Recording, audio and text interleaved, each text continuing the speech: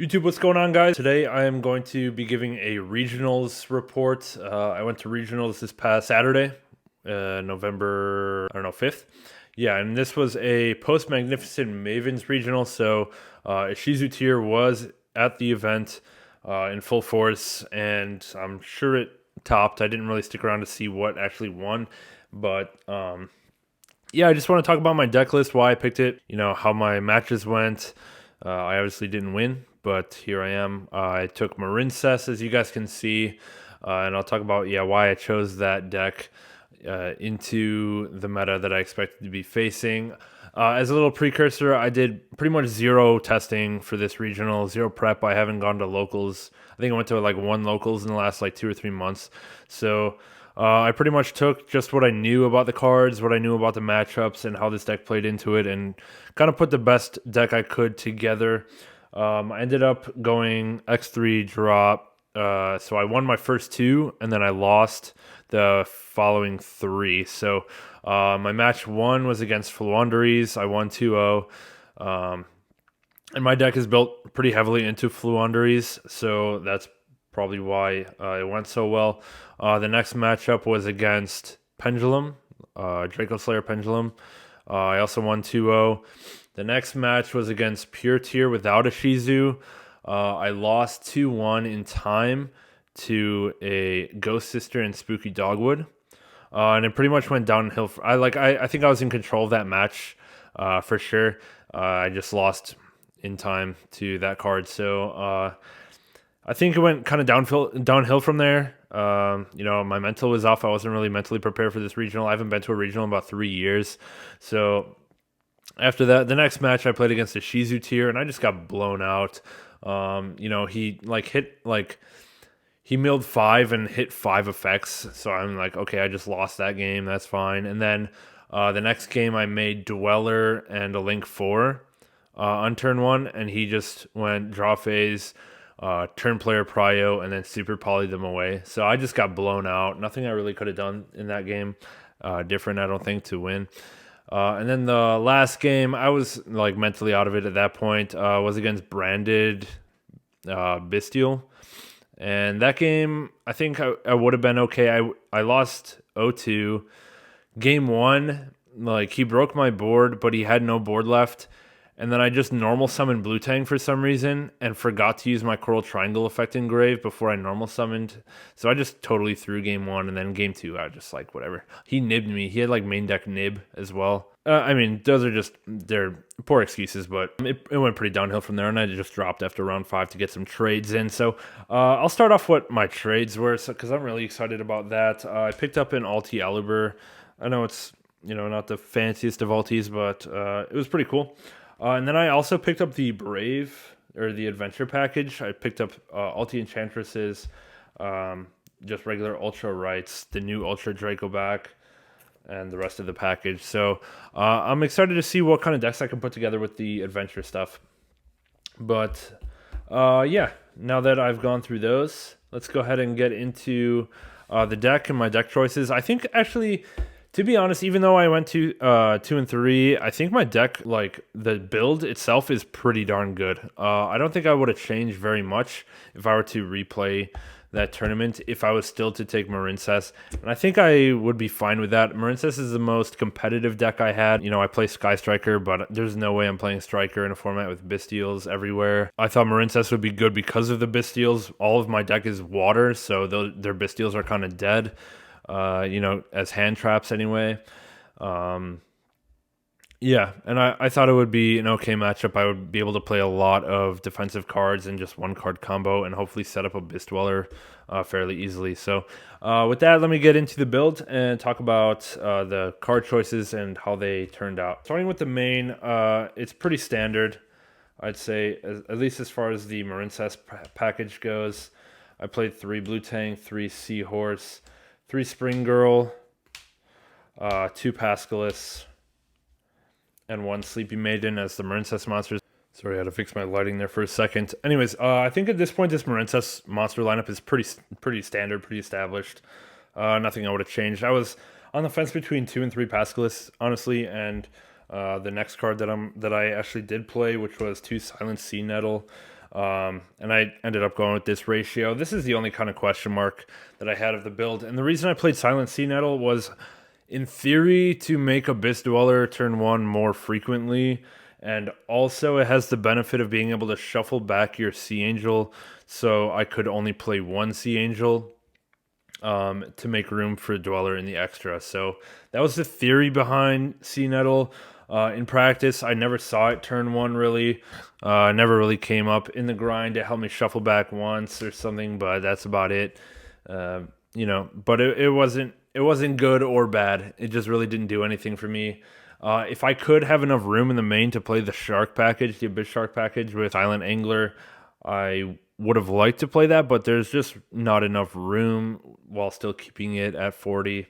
So anyways, yeah, I went with 2 Sea Nettle. You can do what you want, but yeah, this was the package that I went with for this tournament. And that's it for the monsters, not including hand traps. We can do the hand traps next. The actual hand trap lineup is kind of small because I opted more for going second cards rather than just full on 15 to 18 hand traps. I only played, I think, 10 hand traps. So I played 3 DD Crow, 3 Imperm. I think these are the best 2 hand traps this format. DD Crow, obviously, against Tear. It's good against Bestials by banishing whatever the Bestial target is, if they're banishing their own stuff, which they usually are because all my stuff is water in the grave, until I use DD Crow anyway. So that was really strong. I never ended up playing any sprites, so that didn't really come up. So yeah, I really like Crow and Imperm. Imperm was mostly for Floowandereeze. I wanted some as much as I could against Flunder. I also played 2 Ghost Bell.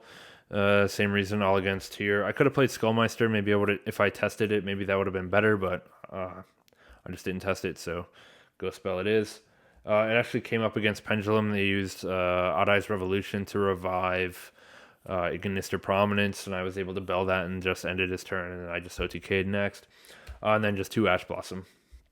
It's just generically good. I only played 2 and 2 because they're both once per turn, whereas Crow and Imperm are not. Ash is really not that strong in this format, so it's generically good, but it's not needed for anything. It's not like Despia format where brand fusions everywhere. So yeah, that's 10 hand traps. Onto the kind of engine spells. I played 2 Marincess Dive, 1 Ocean, 1 Wave. I think that's pretty standard at this point. And then I just played 2 Signet Mining. I did not miss the third one. I think 2 is fine. It's plenty consistent. I think with 11 Marincess monsters plus 2 mining, I think that's fine. You're always going to see one of your starters. And then 2 Desires on top of that for more consistency as well. Desires is huge. Highly recommend playing it in this deck. I resolved it like 4 times, and I think twice I comboed first, and twice I needed it, or it was just better to activate it first. So yeah, I really like Desires. Would continue playing it. Onto the board breakers. I decided to play Forbidden Droplet this tournament, and I thought it was really good. Mostly because it's good either first or second. I really like Droplet in this deck going first because you can just send off your equipped links as cost. So this was really strong against Floowandereeze. When I went first and just set up a link 4, I was able to search Wave and search Droplet, or not search Droplet. I was able to search Wave, and then I had Droplet, so I was able to stop the normal summon on both map and the regular normal summon. So yeah, Droplet was really good. And then I went a full main deck 3 Cosmic Cyclone. I think Cosmic in the main is just fine. Reason being, going first against Floowandereeze, you can hit Map or Mystic Mine with it. Going first against Tear, you can hit Planet or Scream with it. And going first against Sprite, it's not that good, but you can hit the Smashers in the end phase, and that's really good. Going second against those decks, same for Floowandereeze, you can hit Map. For Tear, if you can just trade Cosmic for like one of their back rows like Crime or Sulik, that's really good because both of those cards are too strong against your deck. So I think maining the Cosmics for that is really good. And then again, Sprite, just trading it for Smashers is totally worth it. You only need 1 card in your hand to full combo. So if you can get the simplified game state, trade your Cosmic for a Smashers, it's in your favor. Or if I ended up playing against Runix, having main deck Cosmic for the field spell or Mystic Mind decks or whatever, I thought I was just going to be set. So I had no problem maining Cosmic, and I would do it again if I were to go to a tournament this weekend. And then the last 3 cards in the main are 3 evenly matched as well. Same reasons as everything I just said. It kind of blows out Fluanderies because they don't set up negates. It's super good against Tier because they don't set up trap negates like that. And then same with Sprite. So I think it's really good against all 3 top contending decks. And if you want your rogue deck to win, you have to resolve these blowout cards to even have a chance anyway. So it's worth taking a shot. Main decking the evenly matched, hopefully catching somebody by surprise and winning that way. So that's it for the main. I think that was either 40 or 41. I don't remember, but yeah. All right, let's go into the extra. The extra is probably going to be pretty standard, everything you expect. 2 Blue Slug, 1 Sea Angel for the Link ones. Again, I played Sea Nettle so I could recycle Sea Angel. So I only had to play 1 so that I could have room for other stuff. 2 Coral Anemone, standard. 1 Triangle, 1 Marbled Rock. These were really strong. Marbled Rock I summoned against Flu and recycled Marincess Wave, I think 2 times. So I used Wave 3 times by recycling it twice. And yeah, and that won me the match for sure. The Link 4s, Aqua Argonaut and Bubble Reef, super good. Used them every match. Then the non-Marincess links, Splash Mage and 1 World Sea Dragon Zealantis. For everyone that doesn't know, Zealantis is absolutely necessary in Marincess nowadays. The theory behind it, if you don't know, is you water lock yourself with like Marincess Blue Slug. When you use this effect, you're only allowed to summon water monsters. So if you can go through and then combo and climb up into Zealantis, when you banish the field and summon everything back, you can only summon back the waters. So if you banish any non-water stuff on your opponent's side of the field, they don't come back. So super strong, super worth it. And this card is mega cheap. It's like $6 or $7 right now. I think it's an excellent investment. Even if you don't play Marincess, I would pick that up for sure. And on to the XCs. 1 Dweller. It kind of kept me in some of the tier games, so highly recommend playing Dweller. 1 Stealth Kraken. It was good in time, but it didn't win me any games. Let me get some lighting here. There we go. It's a little bit better. Yeah, and then Bahamut Toad. These, I never opened Toad turn 1. I just closed out games. Like I finished games by going into Bahamut Toad, and they kind of just scooped at that point. But I was so far ahead, it wouldn't have mattered. So like these cards were okay. Maybe testing more, they would come up more, but in this particular tournament, they never really came up. Yeah, so that's 15 in the extra.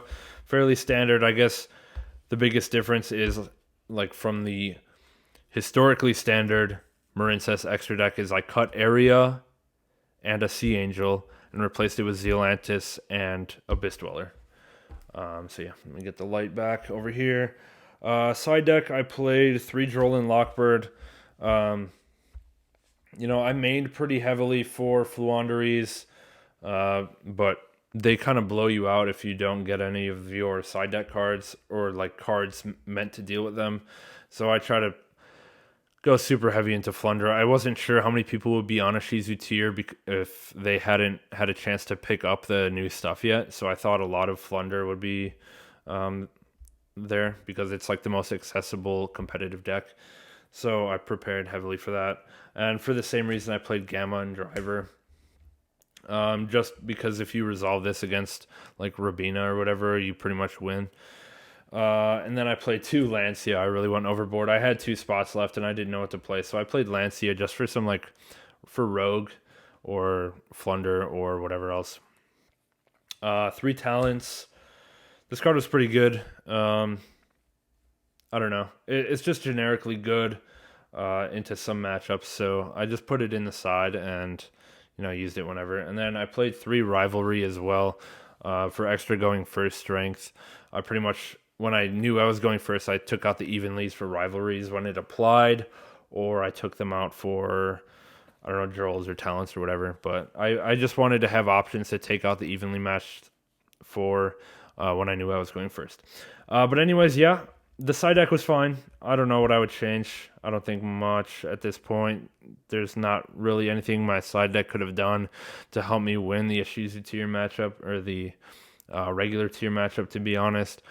Yeah, I'm pretty happy with how the deck performed, honestly, with having no prep and no testing against these decks. You know, besides Flunder, I've played Flunder 1,000 times, but I haven't played Tier, I think, ever, like in person. So, yeah, I was really happy with how the deck performed, and I don't know what I would change going forward. It'd be nice to play the Shark package, a Shark and Silent Angler in the main, just to make Dweller more consistently, but yeah, other than that, I think this deck was fine.